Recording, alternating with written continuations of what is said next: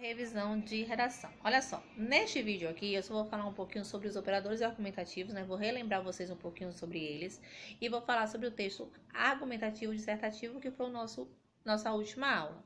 Sobre a parte de editorial, vocês vão dar uma olhadinha no vídeo que eu já enviei para vocês anteriormente, né?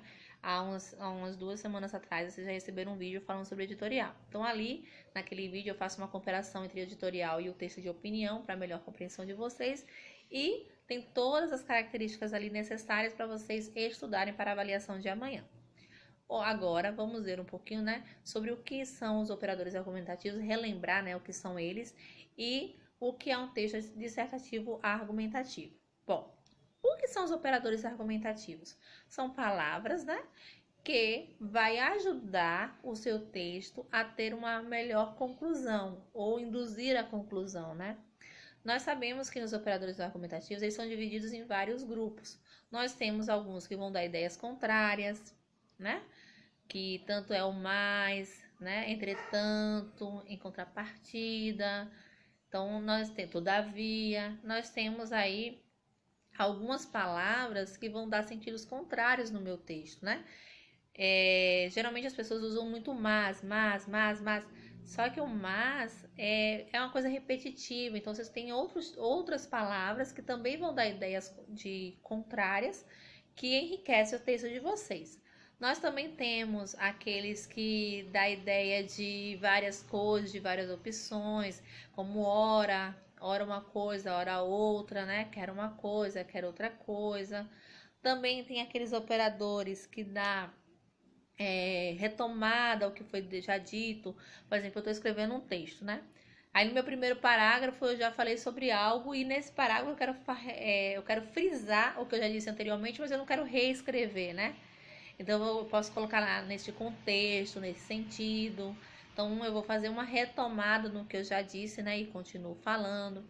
Também tem os operadores negativos e entre outros operadores que a gente já trabalhou em sala, né, pela videoconferência, falando um pouquinho sobre eles. Então, os operadores argumentativos são palavras denotativas que ajudam a conclusão do nosso texto. Então, nós temos vários tipos de argumentadores, né?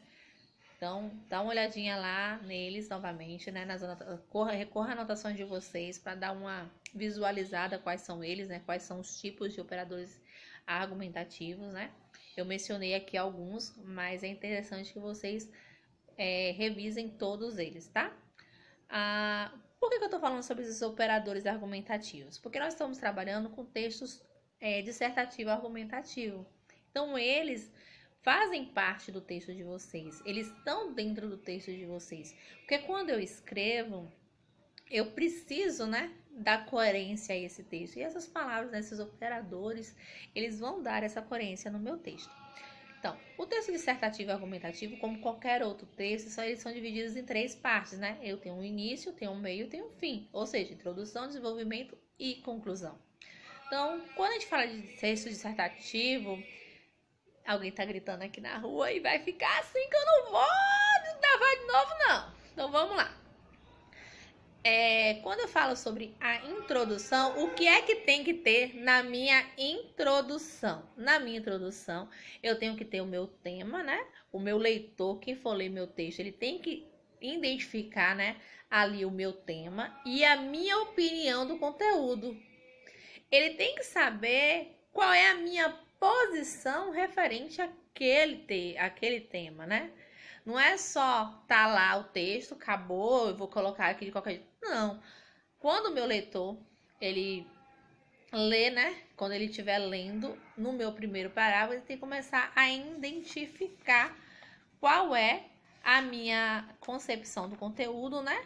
E o meu tema. Lembrando que quando eu faço a minha introdução, ali eu também tenho que contextualizar, né? Eu tenho que saber sobre o que eu estou falando. Então, ali eu tenho os fatos. Então, assim, como é que eu vou colocar isso dentro de um texto? Eu vou emitir a minha opinião baseando em fatos. Eu não posso simplesmente pegar e imaginar algo e escrever ali. Não.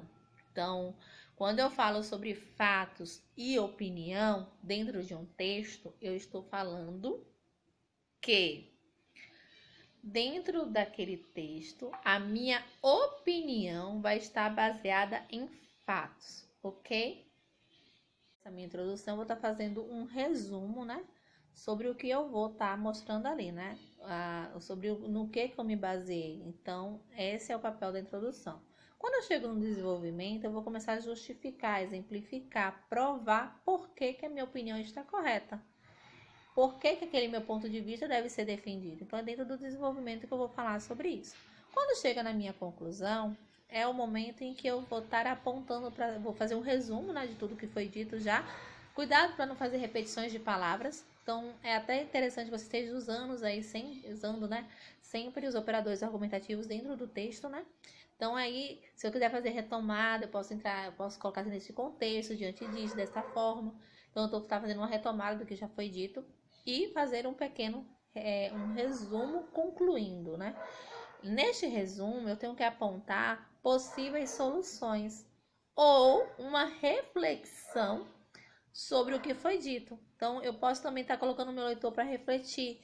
Eu posso estar ali usando perguntas retóricas em que faça ele pensar no que foi dito, certo?